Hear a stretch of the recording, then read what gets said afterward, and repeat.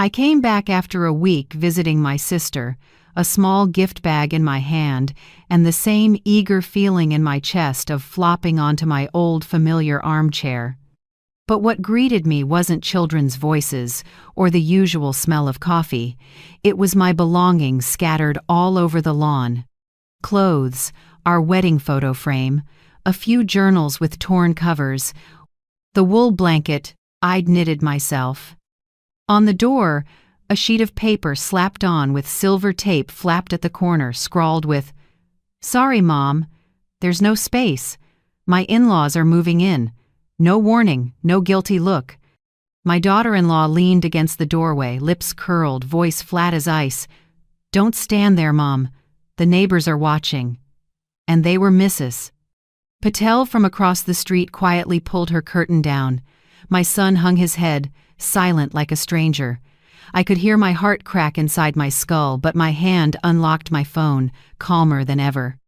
I opened the camera, shot every angle, recorded the note, the scene of my daughter-in-law staring at me like I didn't belong. It would all be evidence. I saved the file with one title: "The Day I Was Thrown Out of My Own Home." They thought they'd pushed me out of their lives, but in that exact moment, I started stepping back into mine. If you're still listening, tell me where you're watching from. Every comment you leave is another mark in this journey. And if this story has touched you, don't forget to hit like so it can reach even further. My name is Dorothy Kane, 69, widowed for over 20 years, living in Charleston, South Carolina. I've been a nurse my whole life, a job that taught me to care for others so much I forgot I needed care too. I used to think old age would mean mornings with birdsong and dinners gathered around the table with grandkids. But that day, right on the doorstep of the house I paid every mortgage payment for, I learned a life can flip in a single afternoon. When I picked up the shattered frame and looked at my late husband's face inside, what I felt wasn't just pain, it was cold.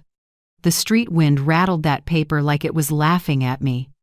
I looked up at my son, Nathan, the boy I raised, with both hands, the child I sat up all night with when he had pneumonia at 8.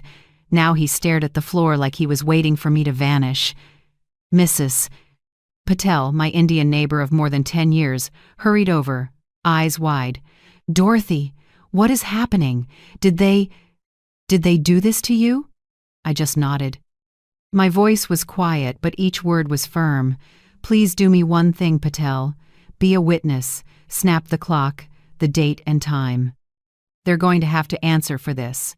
She nodded and fumbled for her phone, hands shaking. I kept photographing every corner, every item tossed like trash: the knit blanket, the wedding photo of me and Tom, the mug my grandchild once painted a heart on for me. Every click cut like a blade, but I knew, without evidence, pain gets erased like it never existed. I walked around the house and peered through the window. In the living room, Brianna, my daughter-in-law, was directing two men moving furniture. She said something, then laughed. A light laugh that stabbed like a needle. I turned away, tightened my grip on the suitcase handle. Part of me wanted to storm in and confront her, but the other part, the part trained by years of nursing, chose calm. I took out my phone and opened the asset management app the lawyer set up for me when my husband passed. Under real estate, it showed clearly, 218 Maplewood Drive owner, Dorothy Kane. I tapped the little padlock icon and saved copies of all documents: insurance, property tax, title deed. Brianna's voice came from behind me. "You don't have to make a big deal out of this, Mom. We'll send you rent if you need it."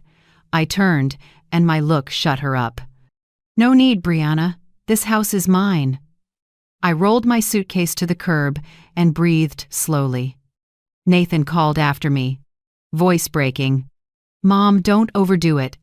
I'll explain later." I didn't answer. There was nothing left to explain. A small moving truck pulled up. I asked the driver to help pack what was still intact. Mrs. Patel stood beside me, eyes wet. "Dorothy, where will you go now?" "I have a place," I said with a small smile. Somewhere they don't know. 3 years ago, when I saw Brianna tightening her grip on my son, I bought a small apartment downtown. I said it was an investment, but deep down I knew it was a backup door to freedom. Today, it's exactly where I needed to be. On the drive, I stayed oddly calm. The feelings dissolved into silence. At a red light, I glanced in the rearview mirror, saw myself sitting up straight, gray hair, clear eyes, not a tear. I whispered, no yelling, no crying, just action. By the time I reached the apartment, Charleston's sky had turned late afternoon gold. I opened the door. Dust glimmered in the light, but the air felt quiet and safe. A small 2-bedroom with oak floors and clean white walls, simple but mine. Completely mine. I set down my suitcase, flipped on the lights, and began placing a few things. Tom's photo, a Bible, the old tea kettle. Mrs. Patel texted, "I saved the photos with date and time. Don't worry, Dorothy." I texted back a thank you emoji. I sat at the table and took the wrinkled note from my pocket, smoothing it flat. The words, "Sorry, Mom," were blurred by rain. I slipped it into a file folder labeled Case 1. Everything was starting to line up like I'd filed patient charts for 40 years. With system, order, and evidence, I opened my laptop and created a new file named Operation Freedom. Inside, I made the plan. Gather evidence, photos, statements, witnesses. Contact my husband's old lawyer, Mr. Avery Grant. Book a real estate agent to assess the house. Review bank accounts and savings. Prepare a legal 30-day notice if needed. Outside the window, the city lit up. Car horns mingled with Charleston's sea breeze drifting in. I sipped tea and felt its warmth spread. In that quiet, I saw this clearly. My silence was no longer weakness, it was strength taking shape. I texted my sister Marisol. "I'm okay. I need a few hours to reset the board." She replied with a heart, as if she knew this battle was one I had to walk through myself. That night I sat by the window, watching the Ashley River catch the soft yellow lights. I opened a fresh notebook and wrote the first line, Day 1, starting over, not from zero, but from self-respect.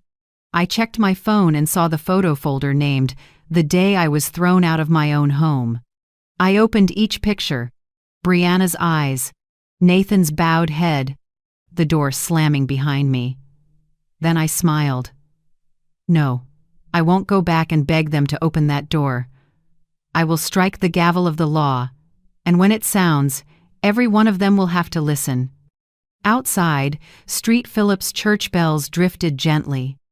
I said quietly to myself, "Dorothy, it's time to live the rest of your life on your own terms."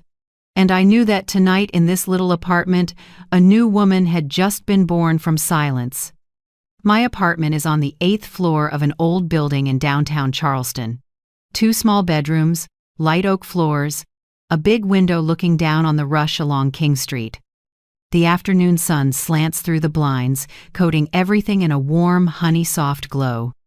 When I turn the key and the door swings open, the smell of dust and old wood rushes in, but oddly, I don't feel lost, I feel free. I start cleaning. Wipe the cabinets, wash the curtains, take out the trash, throw the windows wide for sunlight and sea air. Each motion feels like shaking off layers I've carried for years. In the bedroom, the small safe is still tucked under the wooden desk, the place I stored documents when I bought this apartment 3 years ago.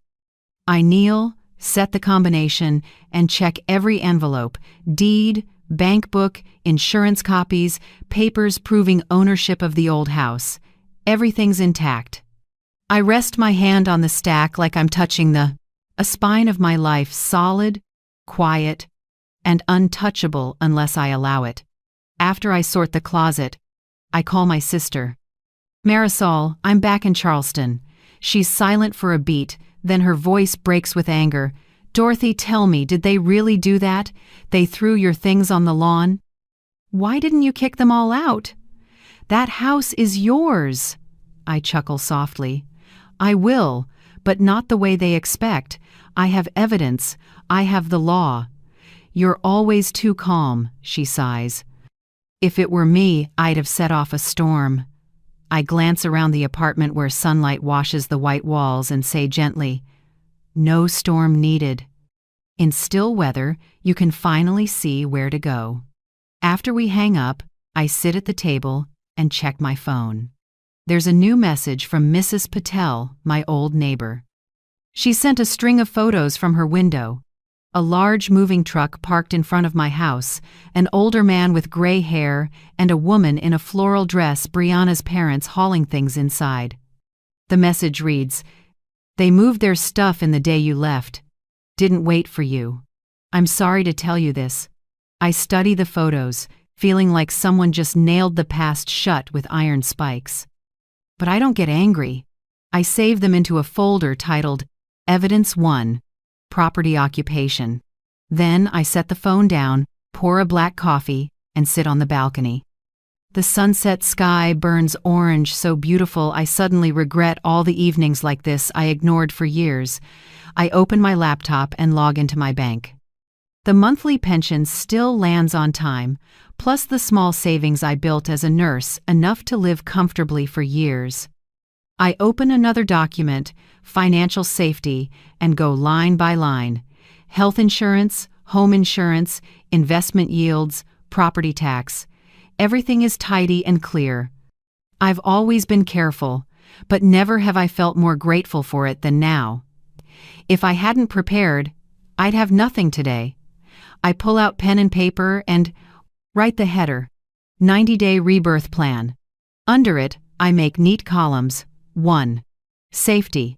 Update locks, install cameras, change passwords on all accounts. 2. Legal. Contact lawyer, verify ownership, prep legal notice. 3. Relationship cleanup. Limit contact with Nathan and Brianna, communicate in writing only. 4.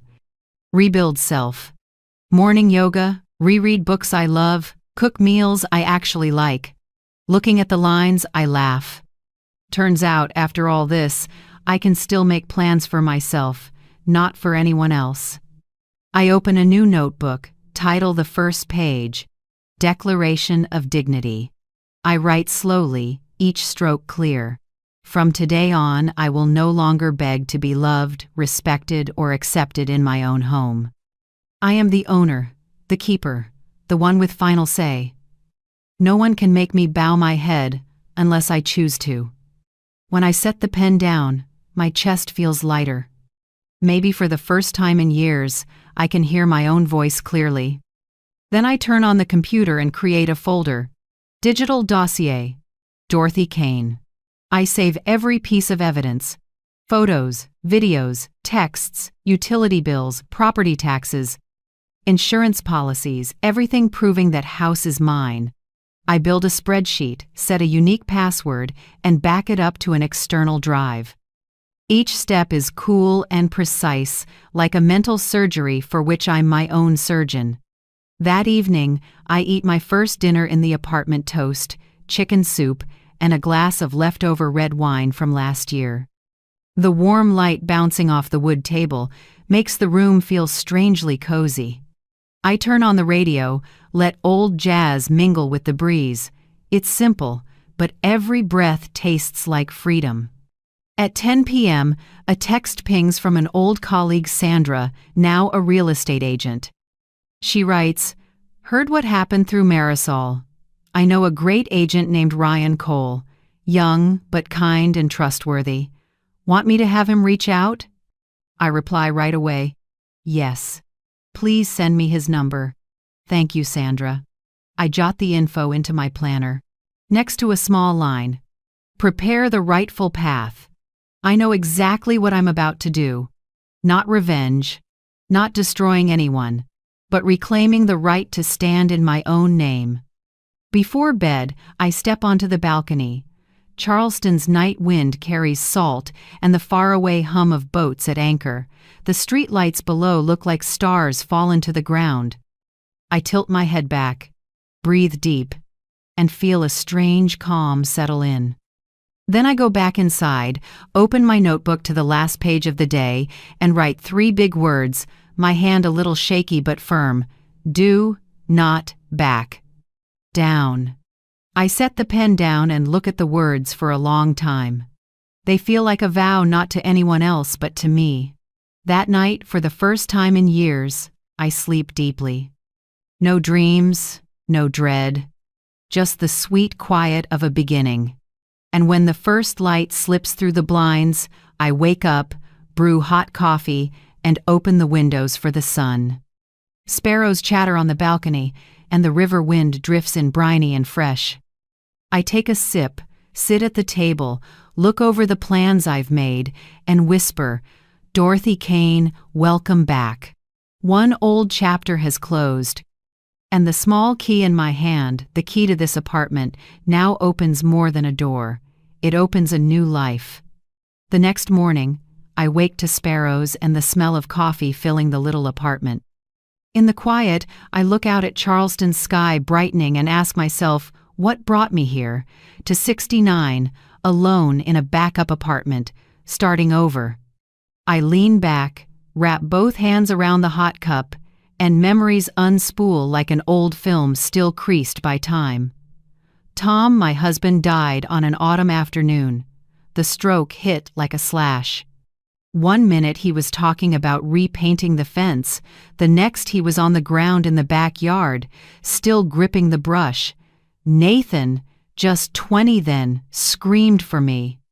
I ran out, knelt beside Tom, and tried to pound his heart back with useless compressions. The ambulance came too late, when they pulled the sheet over him. The fall wind carried the smell of damp wood and lavender from the garden, a scent I couldn't stand for years after. From that day on, my world shrank to 2, me and Nathan. I sold Tom's car and kept the house we spent our youth paying off.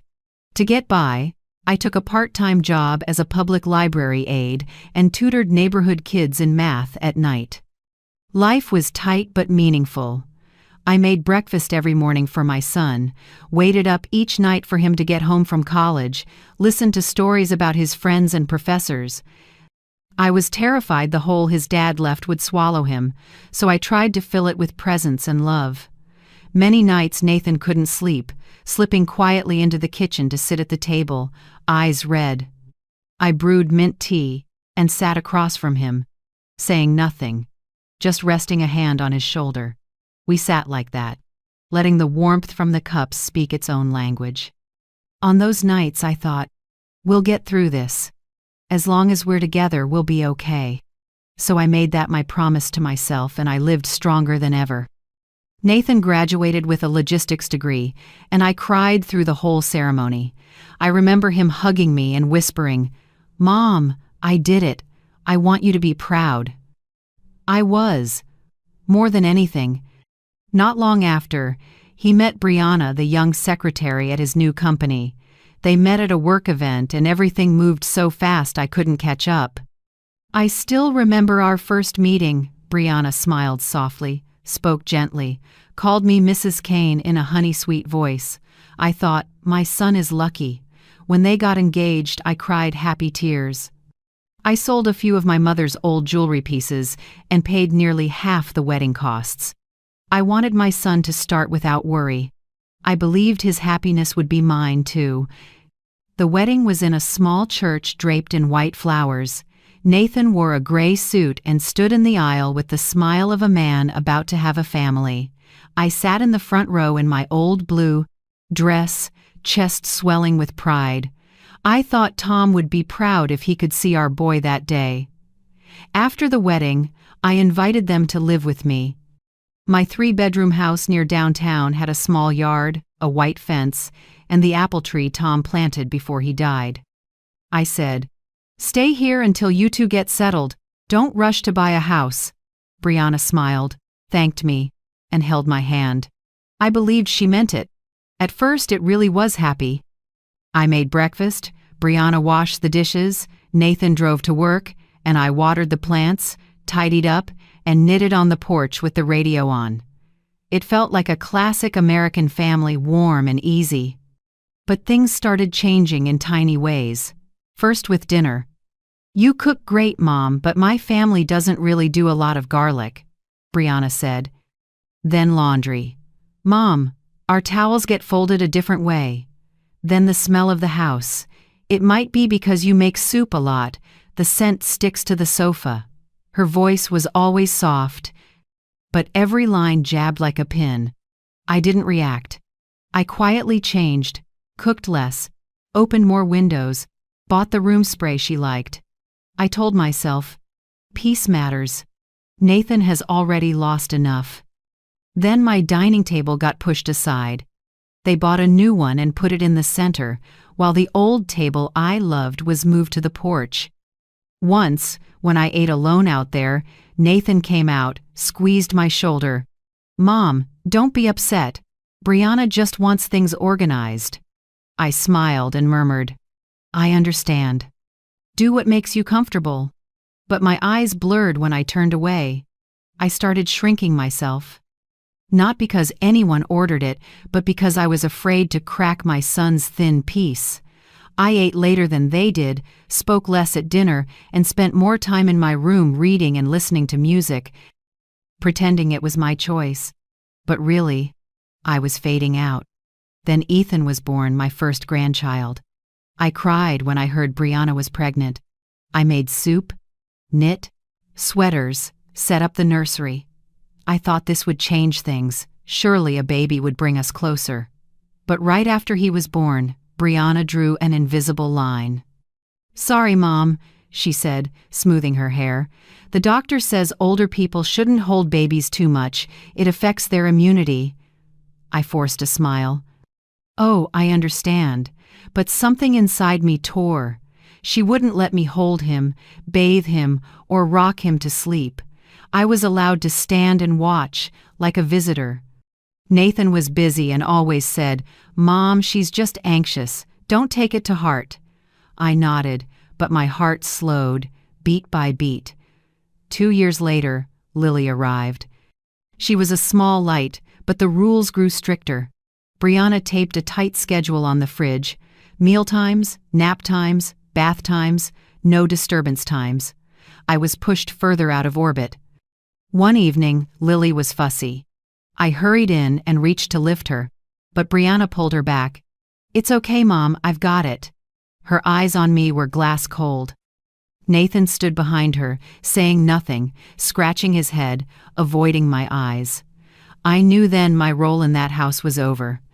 I started spending time walking, stopping by the old library, reading, or sitting alone in the park watching other seniors push their grandkids in strollers, my heart aching and a little jealous.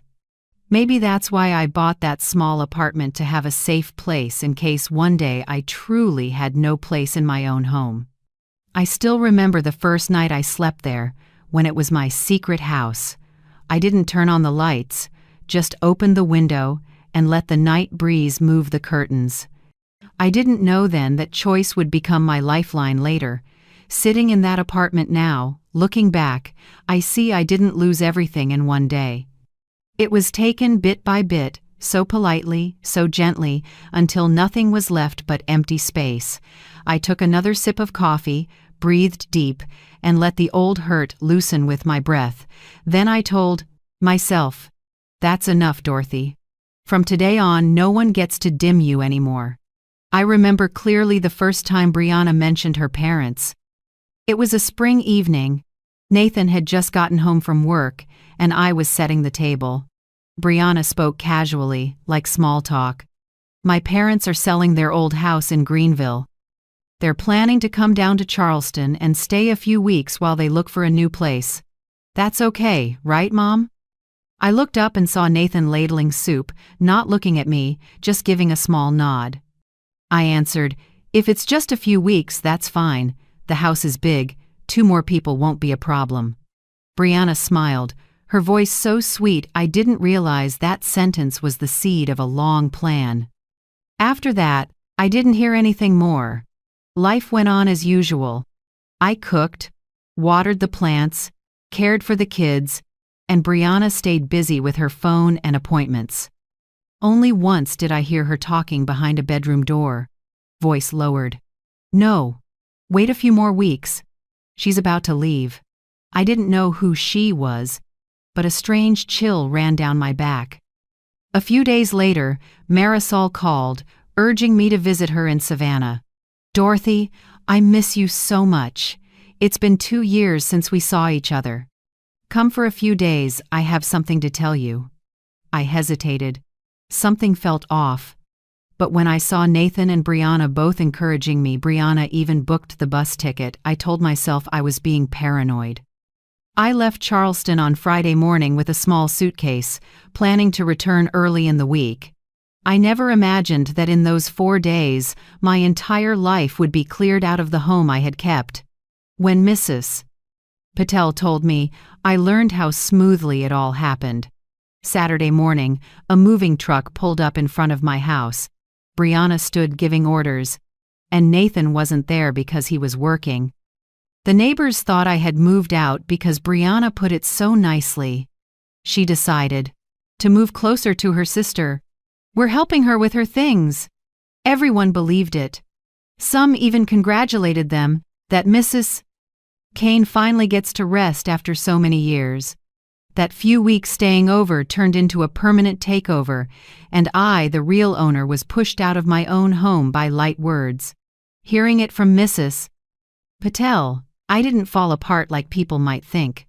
I was quiet for a long time, then gave a thin smile. At least they waited until I was gone so they wouldn't have to look me in the eye. That evening, I sat by the apartment window, watching lights spill onto the Ashley River, and for the first time in my life I felt grateful to myself. Grateful to the woman from 3 years ago who bought this apartment. Grateful for the caution I once called paranoid. Without this place, I might have had to stay with someone and be labeled the mother who got thrown out. I brewed mint tea, the scent spreading in the quiet room. The first sip made me remember what Tom used to say when he was alive. You help people too much, Dorothy. Remember, kindness needs to be in black and white. I laughed back then, thinking he was teasing. Now I understand. Kindness without paperwork is just a legal empty space, and someone will fill it with their schemes. I stood and opened the safe. The yellow light hit the gray steel, cold but steady. I took out every document: the house title, property insurance, property tax papers, repair contracts with my name on every line. I laid them neatly on the table, each page stamped clearly. Not one line with Nathan's name. Not one letter with Brianna's. I smoothed a corner and said quietly, "This house is still mine, and it will be handled as mine." I felt like I could hear the heartbeat of a woman once dismissed, starting up again, stronger than ever. And have you ever had to stay silent to keep your dignity like that? If you have, leave a line in the comments someone out. There may need your story to find the courage to stand up. I opened my phone and sent Nathan a single line. I got the message on the door. No blame, no question mark. I knew that was enough. They'd read it, understand, and start to worry. I powered down the phone and set it aside. What I felt wasn't anger anymore, it was absolute clarity. Before, I would have reacted with tears. Now, I would act with reason. I took my notebook and wrote the first checklist for my countermove. 1. Agent, find someone to assess the house and guide me through the sale. 2. Lawyer, confirm ownership and use rights, and the rules for removing occupants. 3. Notice to vacate. Prepare a legal 30-day notice. End quote. 4. Minimal communication. Speak only when necessary. No arguing, no pleading. 5. Evidence log. Keep every photo, message, and audio clip relevant. When I finished, I rested the pen on the page and took a long breath. This time, I hold the law, they hold feelings. And the law doesn't cry. The next morning, I went to the bank to print property tax and home insurance statements. The clerk looked over the files and said, "You keep your documents really well. Most older clients can't manage this." I smiled. I used to be a nurse. We're used to careful records. One small mistake can cost a life. In life, one wrong signature can cost you your home. The young woman looked at me with admiration, but I only felt sad. Being careful isn't a choice anymore, it's survival for someone who's been betrayed. At noon, I got a text from Mrs. Patel. "I just heard Brianna's relatives telling people you moved out on your own. They're bragging the house belongs to the new family now." I read it and smiled faintly. New family, sure. They can swap furniture and change the air, but they can't change the paperwork. That afternoon I sat at the table as sunlight slipped through the thin curtain and laid bright stripes on the wood like a gentle hand. I scrolled through old photos on my computer. Tom laughing under the apple tree, little Nathan holding a blue kite, me in an apron standing in a patch of lavender. Each picture was a reminder. I built this life with work, love, and loss. No one gets to take it with a sloppy note. That night I sat by the window and wrote a letter not to send, but to set myself free. "Nathan, I'm not angry at you, but I will never forgive your silence while others erased my name from my own home. I'm not seeking revenge. I will only take back what's mine by the law, with reason and with dignity." I folded the letter, slipped it into an envelope, and put it in the drawer. Maybe I'll give it to him one day, or maybe never. Writing it was enough to make my heart lighter. When the clock struck 11 p.m., I shut my laptop and looked at the checklist on the wall. Each bullet was a step I would take not to prove anything, but to remind myself that my life is still in my hands. I made another cup of tea and stepped onto the balcony. The night sky was full of stars, the city calm. Somewhere in that old house, they were probably sleeping well. Sure, I'd vanished for good. I smiled, breathed in the night, and whispered, "No, Brianna. This old mother isn't gone. I'm just not coming back with feelings this time. I'm coming back with the law." The river breeze swept through, cool and clean. I closed the door and wrote one small line in my journal before bed. "Tomorrow, the action begins." Then I turned off the lights. In the dark, I could hear my heartbeat, not the beat of someone weak, but of a woman who has taken back the steering wheel of her life. On Monday morning, just after I rinsed my first coffee cup of the day, there was a soft, cautious knock, the kind people use when they know they're about to face the truth. I opened the door. Nathan stood there, hands in his pockets, head down. Morning light showed the worry lines on his forehead. My 45-year-old son looked strangely small. I didn't know they'd come so soon, Mom," he began, voice shaky and rough. I tilted my head to let him in. The apartment was small but bright and neat. Nathan glanced around, maybe surprised it didn't look like the picture someone had painted of a pitiful mother thrown out. I calmly poured 2 cups of coffee and set one in front of him. "Drink," I said evenly. "It's the same roast from your father's old shop." He didn't touch the cup, just nodded. I sat across from him, fingers laced, eyes steady on my son. "You said they came earlier than planned?" Nathan nodded, avoiding my eyes. I didn't think they'd move in for good. Brianna said just a few weeks. You know, they're looking for a place. I cut in, voice low and clear. "A few weeks isn't a permit to occupy. I only want to know one thing." I tilted my head, gaze fixed on him. "Who signed off letting them stay?" That question popped his excuses like a pin. He went silent. His finger tapped the cup, his eyes drifting. I didn't add a word. The room got so quiet I could hear the clock ticking, like it was counting each beat of his shame. Finally, he sighed. "I was wrong, Mom. I just wanted everyone to get along. I thought you wouldn't mind if they stayed a few weeks. Brianna said you were never home anyway." I I sipped my coffee and gave a small, even smile, neither bitter nor too forgiving.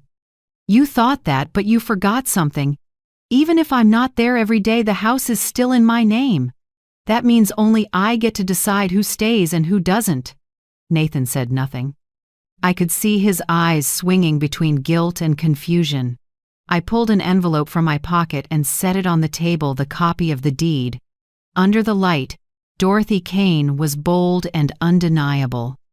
I nudged the envelope toward him. Take a look, so you don't have to hear it secondhand. He glanced at the papers, then looked up. I don't need to see it, Mom, I know. I just stayed quiet. I finished for him. Sometimes silence is a signature, Nathan. I learned that the hard way. He dropped his head. A moment later, he took a wad of cash from his wallet and pushed it toward me. I know I messed up. Take this, Mom. Think of it as rent for now, or I laid my hand on the money, then slid it back. No need, Nathan. I have a pension and savings. I don't need anyone's money. He stared, surprised. Maybe for the first time my son realized I wasn't weak or broke like Brianna had told him. In his eyes I caught a flicker of shame mixed with respect.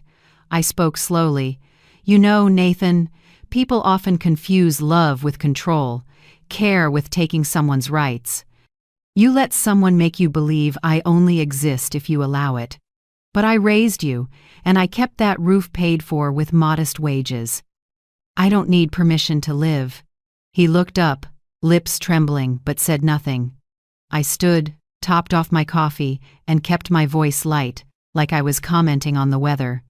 I never planned to fight over that house, but maybe it's time to draw a line.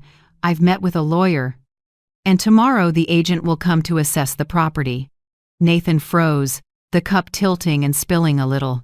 You're going to sell the house? I met his eyes, steady. Not going to. I will. I've lived long enough to know when a place only holds contempt, it's not a home. And I won't let it become a battlefield. He clenched his hands and exhaled. Brianna won't understand, Mom. She'll think you're getting revenge. I shrugged. That's her problem, not mine. I'm doing the right thing. The air felt heavy. I looked at my son, grown man's face, Tom's eyes, now tired and conflicted. I loved him, but I wouldn't soften. I set my hand on the table, voice softer but firm. Listen, Nathan, I'm not angry at you, but from now on, everything needs limits. Even love has rules. I won't let anyone, even you, treat me with pity. Respect doesn't come from kindness. It comes from clear boundaries. That closed it. Nathan bowed his head low. He touched the deed lightly, then nodded, almost whispering, I understand, Mom. I smiled, stood, and took the printed agent packet from the cabinet. I set it on the table and flipped to the last page. Tomorrow at 9 a.m., Ryan Cole, the agent my friend recommended, will be at the house to do the assessment. If you want, you can be there. But I'll open the door as the legal owner. Nathan looked startled. Maybe for the first time, he realized I wasn't bluffing. I wasn't the weak mother in the kitchen corner. I was a woman who knew the law, held the power, and was ready to act. After a few seconds of silence, he pushed himself up. I'll talk to Brianna. Be careful, Mom. If you need anything, call me. I just nodded, making no promises. When the door closed and his footsteps faded, the apartment felt peaceful. I exhaled, not from exhaustion, but from laying down a weight I'd carried for months. I sat back at the table, opened my journal, and wrote today's first line. Respect doesn't come from pity, it comes from clear boundaries. My hand shook a little, but every letter was sharp. I closed the book and looked at the window, taking on evening gold. The last light washed the far roofs in a burnished glow. In it, I saw my own face, calm, clear, and so new I almost didn't recognize myself. I stood, opened the drawer, and took out the house keys, documents, and file folder. I packed everything carefully, checking each item. Every lock's little click felt like a drumbeat, saying, I was ready. Before switching off the light, I paused at the door and looked back at the small room. Inside was the soft smell of coffee, a half-empty cup, and the gentle quiet I had claimed for myself. I said softly, like a promise to me, tomorrow Dorothy Kane will open that door not as a mother thrown out, but as an owner claiming justice. Then I turned off the light.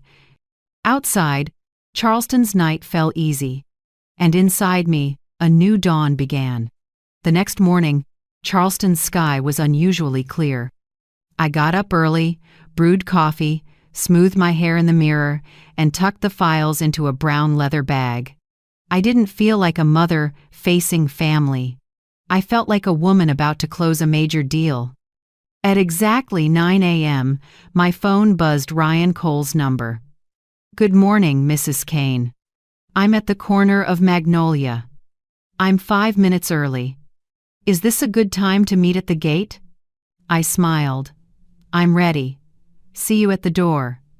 I drove to the house that used to be my home.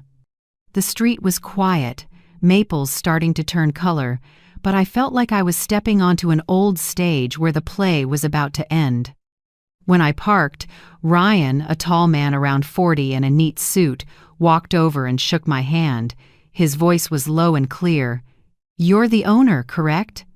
I'm Dorothy Kane, I said, pulling out my keys. The legal owner of this house. I slid the key in and turned it. The click sounded crisp, like a statement of authority. The door opened and a mess of perfume, fried food, and cheap cigarette smoke hit me. A once bright house was now damp and cluttered. The sofa was stained with grease, the floor scuffed with footprints, and my family photo on the wall had been replaced by Brianna and Nathan's wedding portrait. Ryan glanced around, jotting notes fast. Looks like a lot of interior changes, ma'am. I nodded, voice even. Not authorized, but I'll address it legally. From the primary bedroom, Brianna's parents stepped out, clearly not ready for this morning's visit. He wore a wrinkled t-shirt. She had a scarf thrown on. Seeing me, they froze, eyes wide like the sheriff had knocked. Mrs. Dorothy, we thought. The man stammered. We thought you had moved. I smiled, voice light as air. No, I just took a few days off, and this is my agent, Ryan Cole. We're here to assess the house I'm considering selling. She forced a smile. His face flushed. Sell? But our daughter is staying temporarily. I cut in, still calm. Temporary doesn't change ownership. I walked slowly into the living room and took in every detail. Familiar things were gone. The bookcase missing, my china mugs replaced by cheap liquor bottles, curtains a different color. In the corner, my cat Daisy was gone. A chill passed through me, but I didn't let it linger. Ryan got to work, measuring, shooting every corner. He spoke in professional, steady rhythms. This area's rising fast, Mrs. Kane. Near the new commercial corridor and the expanded high school. With light interior refresh, you could sell for about 20% more than 3 years ago. I nodded and jotted it down in my notebook. Brianna's mother hovered behind me, restless. I heard her phone buzz in her purse, then saw a message flash. Call Brianna now. She slipped into a corner and whispered into the phone.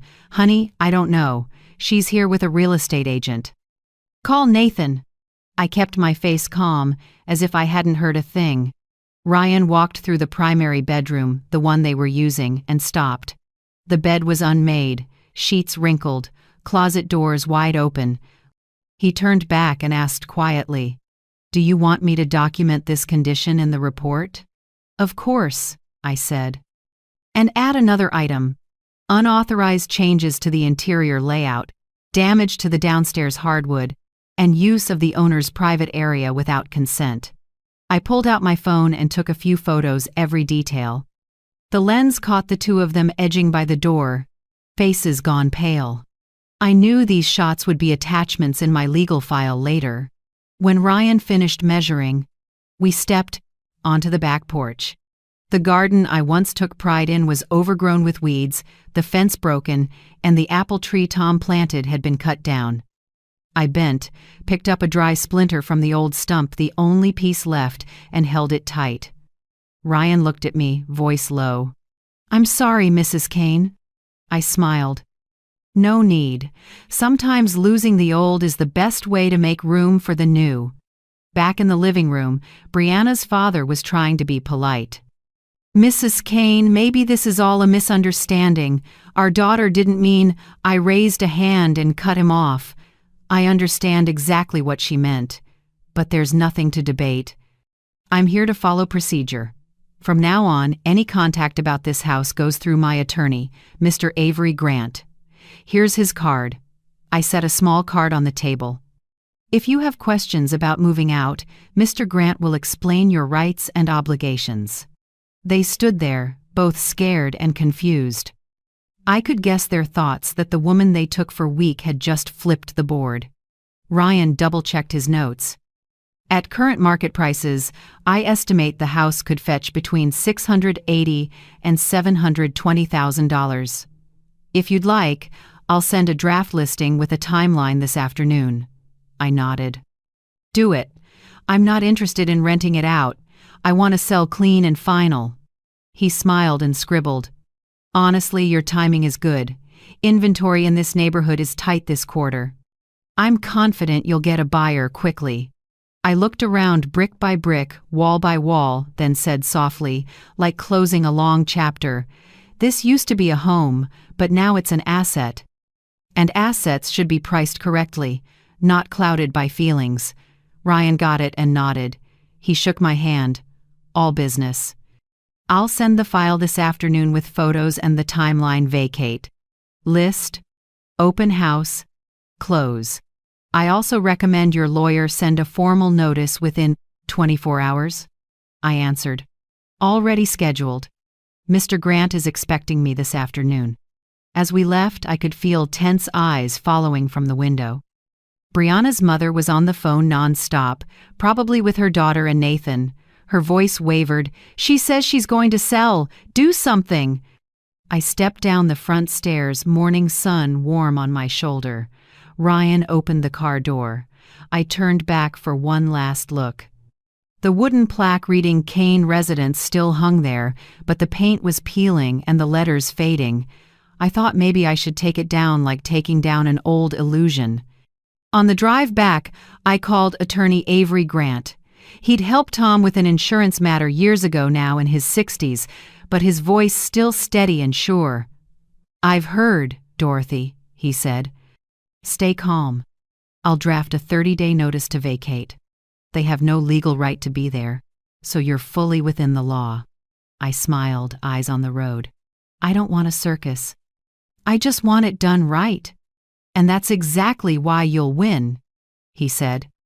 That evening, Ryan emailed the first packet, the draft listing, projected price range, and a 6-week open house plan.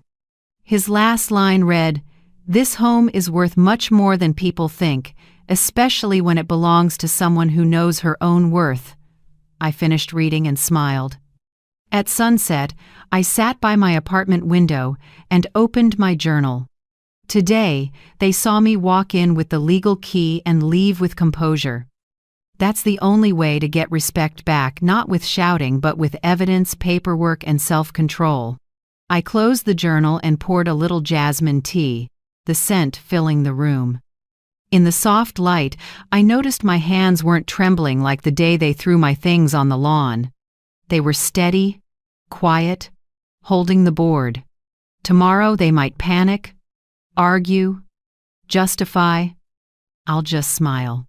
Because now this game has rules, and I'm the one holding them. The next afternoon, I arrived at attorney Avery Grant's office right on time. It's a classic red brick building downtown, tucked in the old historic district. Gold letters on the glass door read, "Avery Grant and Associates, Real Estate and Civil Law." I know places like this well, the smell of paper and ink, that careful atmosphere reminding you every word here carries legal weight. Avery welcomed me into a sunlit room. He was the same silver hair, a deep voice, the calm eyes of someone who's seen hundreds of disputes end with the law on the right side. He motioned for me to sit and opened the file I'd sent the day before. "Dorothy, I've reviewed everything," he said, voice solid as oak. "The deed, property tax, and insurance all in your name. No one has the right to use, allow occupancy, or make structural changes without your consent." I nodded and gripped the teacup his assistant had brought in. "I don't want drama, Avery. I just want it done by the book." He smiled slightly. "That's why I like working with you. Now listen, we'll send a legal 30-day notice to vacate, with clear consequences if they don't comply." He pulled out a template, clean, precise lines of text. Under Section 273710 of the South Carolina Code of Laws, an occupant without ownership or a legal lease must vacate the premises within 30 days of receiving notice. If not, the owner may seek a lawful eviction order and damages. Avery looked up, calm but firm. "We don't need to raise our voices. We'll let the law speak." I looked at the paper and felt relief mixed with resolve. Those black and white lines, lifeless on their own, felt like a backbone. "Not power, but quiet justice," I signed. My signature wasn't shaky like the letter to Nathan. It was clear and steady, a mark of a new resolve. Avery stamped it and called in his assistant. "Angela, serve it today. Make sure we get a signed receipt. We follow protocol." Then he turned to me, warmer now. "Dorothy, I know this isn't just about a house, but you're doing what's right. When the law is enforced, respect finds its way back." I nodded. Maybe he was right. I didn't need them to love me again, just to learn boundaries. Avery went over the steps, meticulous as a good teacher. During this period, if they harass, damage, or push back, don't engage directly. Just document photos, videos, dates, witnesses. I'll take it from there. I wrote it all down. Each note felt like a small brick rebuilding a foundation that once shook. By the time I left, late afternoon light stretched across the cobblestones. I felt lighter not because I'd won anything, but because things were finally in their right places. That night, I got Avery's confirmation email. Notice was personally served to the occupants with signed acknowledgement. Effective today, April 14th. Deadline to vacate, May 14th. He added one line just for me. "We've taken the first step, Dorothy. Let time and the law do the rest." I set my phone down and sat quietly. A sea breeze slipped through the window. I made ginger tea, watched the steam curl up, and remembered the years I believed kindness alone could hold a home together. Now I know, kindness needs limits and proof. 2 days later, I started restructuring my life, literally. First task, lock all utilities back under my name. I called the power company. "Hi, I'm the owner of 214 Magnolia. I want to make sure all utility accounts are under my control." The rep checked and said, "Actually, ma'am, someone changed the contact info last month. Would you like to restore it?" I held back a sigh. "Yes, immediately. Please send confirmation by email." I did the same with water, internet, and gas. Each one noted the date I reactivated ownership. No one touches that house now, not even through a bill. That evening, I got a text from a distant in-law, the sister-in-law in Florida, who hadn't checked on me in 5 years. It read, "Dorothy, family is sacred. Don't push this. They just want stability." I smiled, hit save, and didn't reply. I'm done explaining to people who preach when they've never carried the weight. Next day, I kept going like a COO, taking back her company. I called the bank and asked them to review all authorizations tied to my retirement and credit accounts. The rep asked, polite, "Would you like us to verify anyone with current access?" "Yes," I said. "If you see Nathan Kane, remove him." She came back a moment later, voice firm. "Found an old authorization from 2019. It's been removed as requested. Accounts are now under your name only." I thanked her and leaned back, exhaling. I also added a new property risk policy and updated all contact info. I even installed a video doorbell at the apartment and signed up for monitoring. Some might call it defensive. To me, it's just how you sleep well. That night, I sat at the table and wrote my 30-day plan. The bullet points were neat, but each one carried weight. 1. Dignity. Stay quiet. No sparring. Don't diminish myself. 2. Transparency. Everything in writing, with confirmations. 3. No pointless arguments. My time is worth more than their excuses. 4. Keep calm. The law backs the person who doesn't lose control. 5. Self-care. Eat, sleep, read, exercise. Don't let them take my mind, too. When I finished, I put the pen down. The warm desk light fell across my hands that once shook when I was humiliated, now steady like roots gripping soil. I checked the clock, 10 p.m. Outside, Charleston was unusually quiet. Far-off waves thumped like a lullaby. I turned off the light, got in bed, and pulled up the covers. Peace rolled in with each breath. For the first time in years, I slept deeply. No dreams of the past, no thoughts of Brianna or Nathan, no door slamming in my face, just a long, quiet, solid sleep like I'd finally taken back the right to be in charge of myself. 3 days after the 30-day notice was served, I was watering flowers on the balcony when the doorbell rang. The sound was urgent and familiar, and my heart dipped for a second. I knew who it was before I opened the door. Nathan and Brianna stood there, looked like any young couple, but to me they were two storms pretending calm. Nathan wore a wrinkled shirt, hair messy, eyes a mix of worry and guilt. Brianna was different, fully made up, perfume so strong it drowned out my tea. "Mom," Nathan started, voice small and shaky. "We came to talk. Please give us a few minutes." I quietly opened the door wider and stepped aside. "Come in, but all I have is black coffee and silence." "Pick one." Brianna forced a smile. "Both are fine, Mom." I sat, poured 3 cups, pushed one toward them. The smell of fresh coffee filled the room. The scent that once meant togetherness now tasted bitter. They sat across from me. Nathan spoke first, voice tight. "Mom, we went too far. I didn't think it would end up like this. Brianna was just looking out for her parents. I wanted peace." "Mom, the house is yours, but if you'll come back, we'll move into the small room. Let us take care of you." I stayed quiet, looking him in the eye. The way he said "Mom" trembled, but behind it, I heard the old habit of emotional steering. Brianna rested her hand on his arm, bowed her head, and spoke with a hint of tears. "I truly am sorry, Mom. I was wrong. We shouldn't have done that.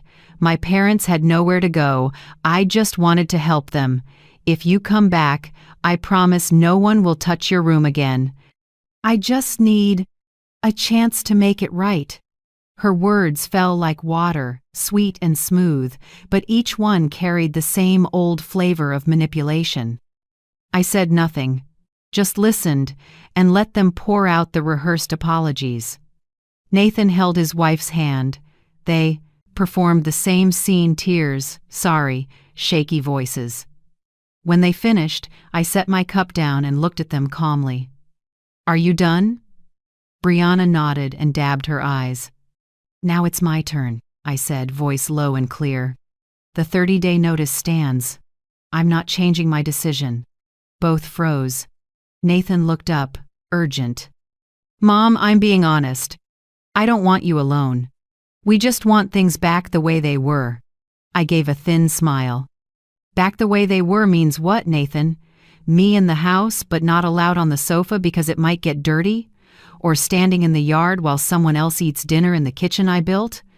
Brianna cut in. No, I didn't mean that. We'll pay rent, really. Whatever you want, we'll pay. Think of it like you being an investor.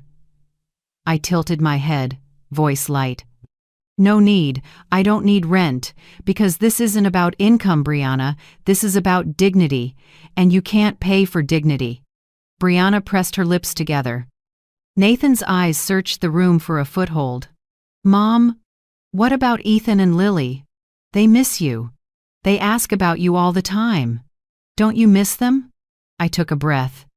That hit the softest spot in me. But instead of weakening, I felt stronger. Of course I miss them, but my love for the kids isn't a hostage to bargain with. Don't turn them into cards in this guilt game. Brianna blinked, surprise iced over into cold. She looked at Nathan and said quietly, but loud enough for me to hear, See? I told you.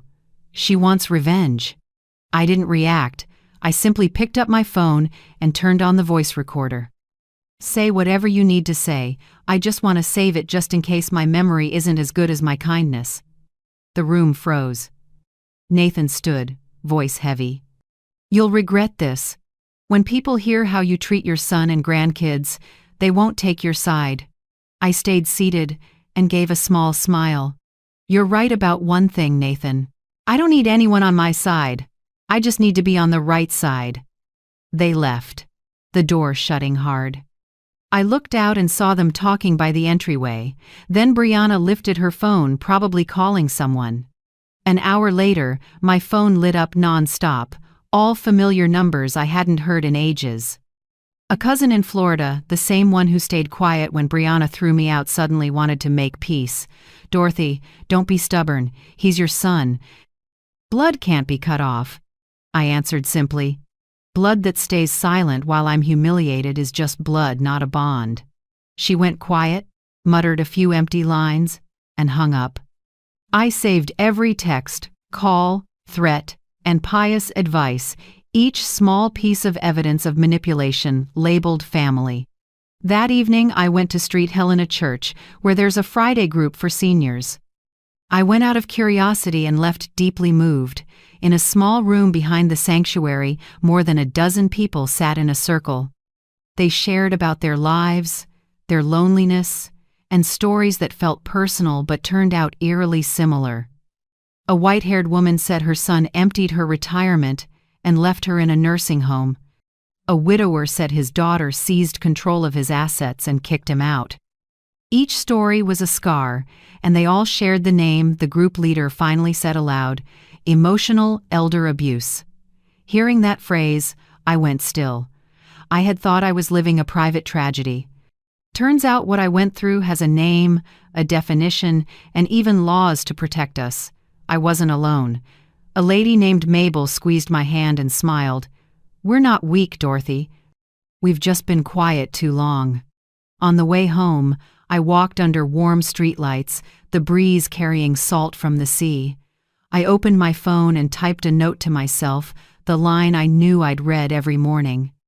Don't let old pain teach me to stay silent again. I saved it and locked my screen. My steps felt steadier. My back straighter.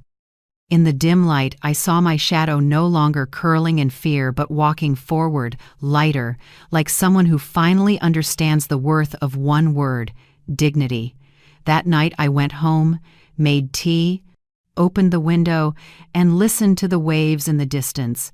I didn't cry, didn't shake, just felt calm, because I knew, for the first time in years, I was living true to myself, owing no one an apology.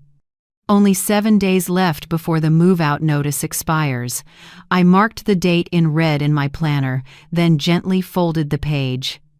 Everything was on track, the house appraised, the attorney on it, and my nights beginning with peaceful sleep instead of tossing and turning. That morning, I was checking my email when the doorbell rang. A light, steady knock, not rushed. I knew it wasn't Brianna. She never knocks like that. I opened the door, and Nathan stood there alone. No perfume, no prepped lines, just my son, looking tired and thinner. His shirt wasn't ironed, eyes sunken, hair messy like he hadn't slept all night. "Mom," he said softly, not pleading like before. "Can I come in?" I nodded and opened the door. The kitchen still held the scent of morning coffee. Nathan glanced around, a little surprised at how bright and neat my apartment was, everything in order, nothing like the lonely mother image someone had drawn for him. "I want to talk," he began. "Can we sit?" I motioned to the chair across from me. Sunlight from the window fell across the table, splitting the space between us, one side warm light, the other in shade. The divide felt symbolic. Nathan took a long breath. "Mom, I know you've been firm, and I understand why. But I was thinking, if I kick my in-laws out, could you come back home? I'll fix everything. You'll have your own room. I set down my coffee and gently cut in. "For me? Or for the house, Nathan?" He froze. His eyes flickered, then dropped. The silence was answer. "Enough." I exhaled, not angry, just sad for a grown son who still didn't know the line between family and possession.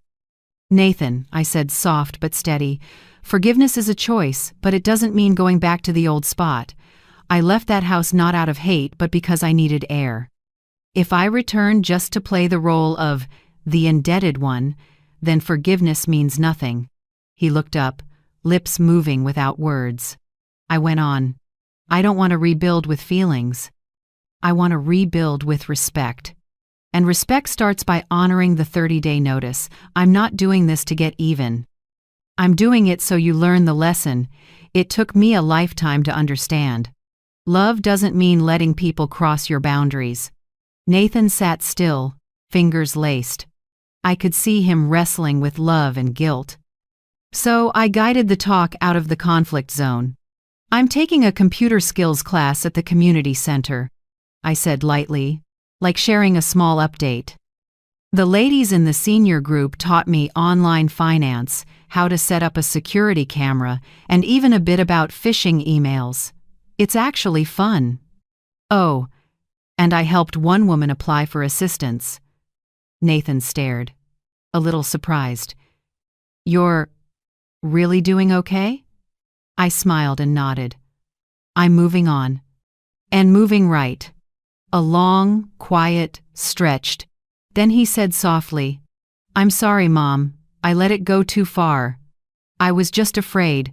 If I lost the house, I'd lose you." I shook my head. "You'll never lose me, Nathan. But I want you to understand, real love doesn't need property to exist. It needs kindness and respect." He nodded, tears slipping down, trying not to cry. I kept my calm rhythm. Part of me wanted to get up and hug him like when he was little, but reason held me back. Because I know new boundaries are the real fence of love. I poured more coffee, my voice gentler. "I'm not going back to that house. But I want you to bring the kids here every weekend. There's a little park and a reading nook. I want them to see adults can disagree and still be decent. They don't need to witness conflict." Nathan nodded, choked up. "I'll bring them."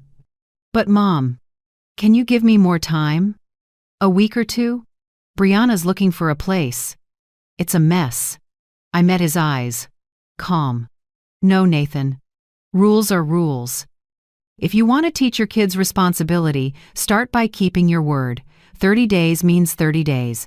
After that, if you need help finding a short-term rental, I'll help." "But I can't undo what I signed." He was silent for a long time, then slowly nodded. "I understand." I smiled faintly. "And that, son, is the first step toward real adulthood." When Nathan left, I walked him to the door. The morning breeze carried sea salt and church bells. I watched him go, and what I felt wasn't pain or anger, it was a solid peace, like ground after a storm. That afternoon, I met Ryan Cole at his brokerage. He had everything ready for the listing phase. "Mrs. Kane, Ryan said, professional and warm. We're set. Just a light clean, photos, and we go live next week. I'm confident the house will get immediate attention. I reviewed the printout's cleaning plan, open house dates, closing timeline. Everything was orderly and clear, no room left for feelings. Good, I said. I want everything transparent. When it's over, I want to look back without regret. Ryan smiled. The way you're handling this, you won't. Most people don't keep their cool like you do. I smiled back, maybe because I spent too many years in noise. Now I choose quiet but principled quiet. He nodded and shook my hand firmly. I'll send the final packet tonight. When I left the office, the sun poured gold over everything. I stopped at a small cafe, ordered jasmine tea, and opened my planner. In the corner, I stuck a blue note with a line in purple ink. Today's principles protect tomorrow's joy. I stared at it for a long time. It wasn't just a reminder, it was my promise to myself that no matter how life shifts or how tangled family gets, I'll keep that dignity like a compass. That night I came home, turned on the warm lamplight, and cracked the window for the night breeze. The city was quiet. I warmed a cup of milk, sat down, and opened my journal. My son learned his first lesson on boundaries. I learned my last lesson on forgiveness, and both of us are growing up even if we're long past being called young. I closed the book and smiled. Outside, church bells rolled low, and even like the heartbeat of someone who's weathered a storm and finally knows peace is a fair reward for those who keep their principles. On the 30th day, they moved out. No tears, no apologies, just the rattle of a moving truck on a damp morning. I stood at the curb, file folder in hand, watching the last boxes load. Nathan avoided my eyes. Brianna pretended to be busy on her phone. When the truck door slammed, they slipped away from Magnolia Street, the place that once held my youth. I didn't follow and didn't look back. I simply smiled and placed the keys in Ryan Cole's hand beside me. Your turn, I said. Ryan nodded, walked to the lawn, and drove a fresh sign into the grass. For sale, Ryan Cole Realty. The metal cutting into soil sounded crisp, like a period.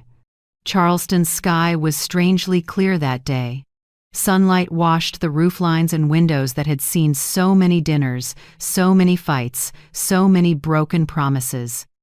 I watched, feeling both light and far away, as if burying a piece of the past, the only way to revive the rest of me. Ryan turned, upbeat. You'll be surprised. This area is hot. You'll get interest this week. He was right. 2 days later, my phone wouldn't stop buzzing. Emails with questions, a young couple wanting a showing. And by the first weekend, Ryan called, excitement in his voice. Dorothy, we've got a cash offer. $720,000, right on my estimate. I went silent for a few seconds. Not for the number, but because cash sounded like freedom knocking. The next day, I met attorney Avery Grant. He'd received the contract. As usual, Avery didn't rush. He slid on his glasses, read every clause, drew a red line through a few spots, then looked up. This is their add-on, a trap clause. If you sign without catching it, they can delay payment with fake repair demands. I'll strike it. He edited steadily, like someone used to facing dishonesty without flinching. I smiled. Avery, without you, I'm not sure I'd have the patience to finish this. He set his hand on the papers. It's your patience that makes the law work. You chose the right path, no shouting, just doing it right. When I signed, my hand shook a little, years of scrubbing bricks and tending roses compressed into one signature. But as the ink dried, I smiled. Not like someone who lost, but like someone who finally closed an old era.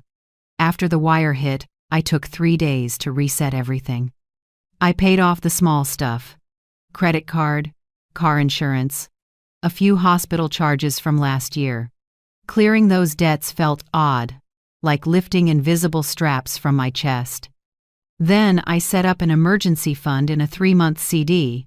With Avery's help, I put the rest in a safe mix: bonds, CDs, and a small slice in a social fund. Not a fortune, but enough to live free without sweating every bill. One early morning I looked in the mirror. More gray, more lines. But my eyes were bright in a new way. I decided to treat myself to the beach trip I'd put off for family. I picked Tybee Island, a few hours' drive from Charleston. A small oceanfront room, windows full of wind and waves. The first day, I walked barefoot along the shore and let the water wash over my ankles. Each wave felt like a rinse cycle, old memories thinned out, old hurts fading under the tide. At night, I sat on the balcony, listening to surf mix with jazz from a nearby bar. I wrote in my journal, "I didn't lose a home. I traded for peace." 3 days on Tybee felt like a healing regimen. Late breakfasts. Reading on the porch. Unhurried sunsets. No one asking what I needed. No one telling me how to be.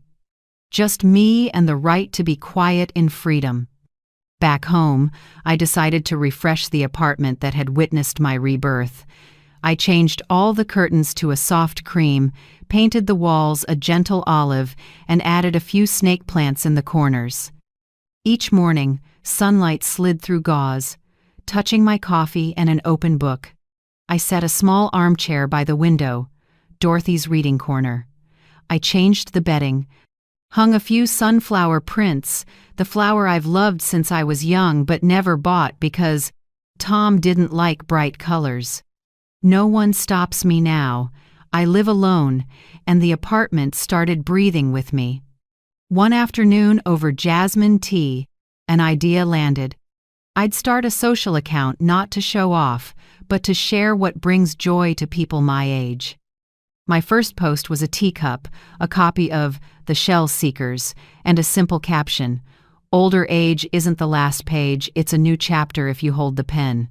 I didn't expect a few hundred likes in days.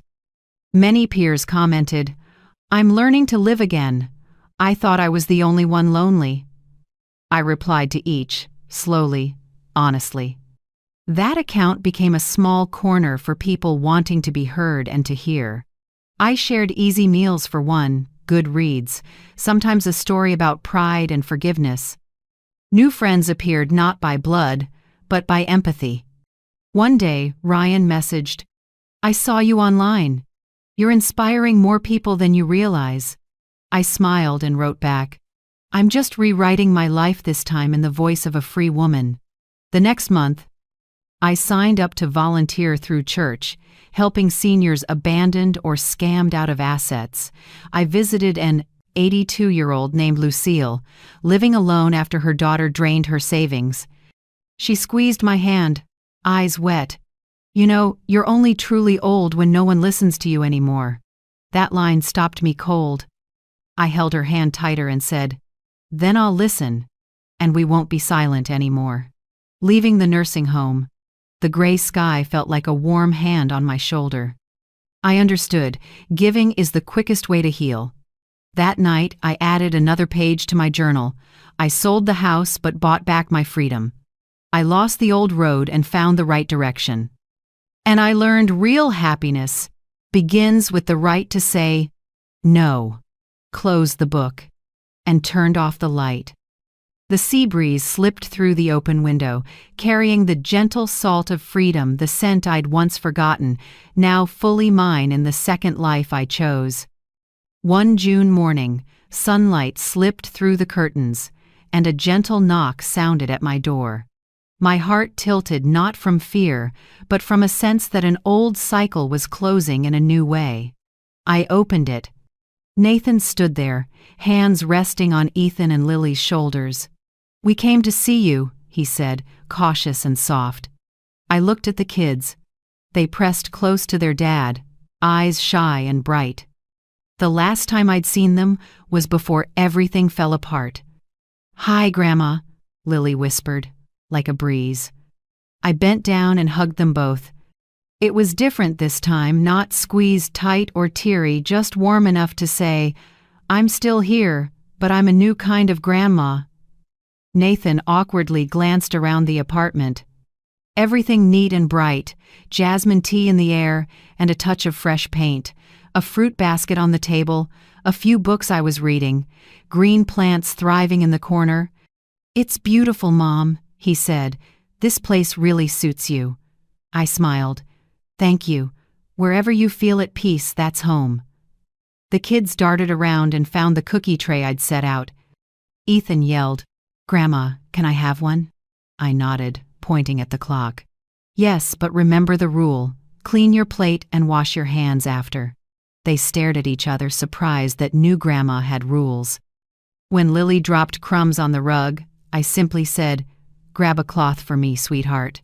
A clean home makes everyone happy." Ethan bent down without arguing. A moment later, Lily mumbled, "Grandma, you're different."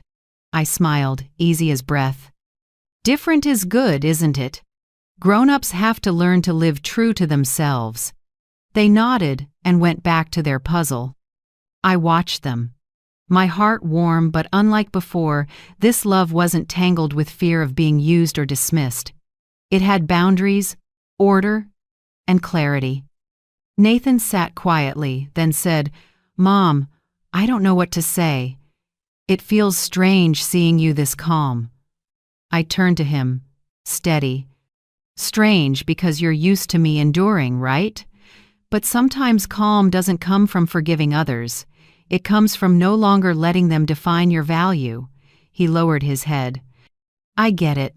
I'm trying to relearn how to be a dad. I want the kids to have their grandma, no matter what's going on with the adults." I nodded gently. "Start with respect. If you want, you can walk with me, not over me. We all have to relearn love, Nathan. Love without control." His eyes watered. "Brianna isn't coming, Mom. She finds it hard to face you. But I'll bring the kids regularly, if you'll have us." I set my hand on his shoulder and smiled. "Everyone is responsible for their choices. I don't need apologies to be at peace. I just want you to keep your word for the kids." A month later, I hosted a small birthday tea at my apartment. Nothing grand, just a few new friends. Mabel from the group, Stephen who runs the volunteer program at the nursing home, the downstairs neighbor who bakes almond cookies, and of course, Mrs. Patel, the former neighbor who witnessed the morning they threw me out. On the table sat a simple cake with the words, "To life and new chapters." Lily and Ethan helped me place the candles, while Nathan leaned against the doorframe, watching it all with eyes he couldn't keep from shining. "You look different, Mom," he said softly as I walked over. I smiled. "Different or truer?" He answered, voice thick, "Both." Throughout the little party, I didn't have to hide anything. I laughed freely, told stories, and shared a few dishes I'd learned in a cooking class. When I spoke about the project to support abandoned seniors, Mabel burst into tears and squeezed my hand. "Dorothy, you walked through pain and brought light back to us."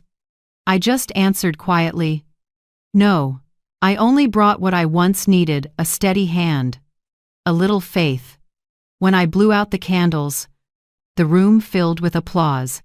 Nathan stood still, watching me, maybe for the first time in his life, seeing his mother as herself, not as a shadow at the edge of someone else's story. His eyes held no pity or guilt anymore, but recognition. The following week, the church group invited me to share my journey at our Share and Listen meeting. When I stepped up, the room was so quiet you could hear papers tremble in my hand. I spoke slowly, not like an accuser, but like someone who'd walked through the storm and learned to name each wind. I told them about the morning I was thrown out, the sloppy note, the path to reclaim my right to stand in my own home. I talked about Attorney Avery, about Ryan, about the seniors group at church, and about how I began again from the basics, respecting myself. When I finished, many wiped their eyes. An older woman whispered, "I thought only I was belittled by my children. Now I see I'm not alone." I smiled, warmth spreading through my chest. No speech is needed. Sometimes a story told at the right moment is enough to help someone begin again. I invited Mrs. Patel to speak. She walked up calmly, voice as gentle as ever. "I don't need to say much. I just want to say I was there the day Dorothy was forced out." She didn't cry. She simply smiled and walked through the gate. And today, she's smiling again, but it's the smile of someone who won. The room applauded. I bowed in thanks, tears slipping free but no longer heavy tears allowed to fall, not from hurt, but from pride. That night, Nathan stayed to help me clean up. When everyone had left, the two of us sat on the balcony, night breeze stirring our hair. "Mom," he said, "I don't know how to thank you. I used to think love meant protecting, handling everything for others. Now I understand love also means knowing when to step back." I squeezed his hand, my voice gentle but firm, and I learned the opposite. Love is not endurance, not bowing just to keep the peace. I'm willing to love, but not at the cost of dignity. Nathan was quiet, but I saw something change in his eyes. Maturity. Maybe it takes a lifetime for a mother and son to understand that love is whole only when both stand upright, not when one is on their knees. I looked out where city lights shimmered on the Ashley River like stars. In my heart, I knew I'd reached the end of the road of pain and stepped into a new stretch of freedom, clear-eyed love, and well-earned peace. 2 years have passed since the day I closed the door on the old house. When time slows, it heals in its own way, not by erasing, but by teaching us to look back with calm. Now my life moves at a steady, full rhythm. Mondays and Thursdays I volunteer at the nursing home where men and women with stories like mine now tell them with a smile. Wednesdays I teach a computer skills class for seniors, showing them how to send emails, save photos, and video call their grandkids without help. On weekends, I meet for coffee with my circle of friends, Mabel, Stephen, and Mrs. Patel, who still loves brewing cinnamon tea and telling stories of the old neighborhood. My small apartment has become a true home. The walls hold photos from my trips, Tybie's endless blue, a lavender field in Tennessee, and the park corner where Ethan once laughed himself silly at a cookie-stealing squirrel. I don't need relics of the past anymore, just small moments I'm living now. Nathan and I stay in touch, measured, healthy, no more strings tied with guilt or pity. Once a month, he brings the kids to visit. Ethan now says thank you after every meal, and Lily loves sitting beside me to look through old photos. They're old enough to understand that Grandma's love isn't bought by silence. Brianna never appears. I don't ask, and I don't resent it. Some people are stretches of road, not destiny. Everyone is responsible for their choices, and I've chosen to keep living without needing anyone to admit fault. One early autumn afternoon, I sat reviewing the financial statement Avery helps me manage. The money from the old house rests safely in conservative funds, some invested, some set aside for emergencies. I have enough to live comfortably, travel each year, buy gifts for the kids, and help a few friends when times are hard. I realized the sale money brings stability, but true happiness comes from the right to choosing where to live, when to be silent or speak up, whom to love or to leave. I wrote a letter to myself, the woman who once stood shaking in front of a house taken from her. Dorothy of yesterday, never let anyone dim the light in your eyes again. Don't give so much that you forget yourself. Remember, kindness only matters when paired with boundaries. That day when your daughter-in-law said, "Don't stand there, the neighbors are watching," you chose to stand still and keep quiet. Now you know, that wasn't weakness, it was the beginning of strength. I folded the letter and placed it in a small wooden box with a photo of me and Marisol by the ocean. A keepsake, a reminder, Never bow to contempt no matter who it comes from. I also started a small fund called Silver Voices Fund to support seniors facing emotional abuse within their families. At first it was just a few $100s I'd saved, then others from the volunteer group added theirs. We help print legal documents, find temporary housing, or simply listen to stories their children won't hear anymore. Each time an older woman grips my hand and says, "Thank you for reminding me I still have a voice," I feel my path has been worth it. One breezy afternoon with wind off the Ashley River, I decided to visit my old street. The house has fresh paint, a new plaque on the door reading, "The Harpers." The front yard still has roses, but they grow wild now, not in my neat rows. I stood at a distance and didn't go in, I didn't need to. No pain rose up. It was like looking at a faded photograph.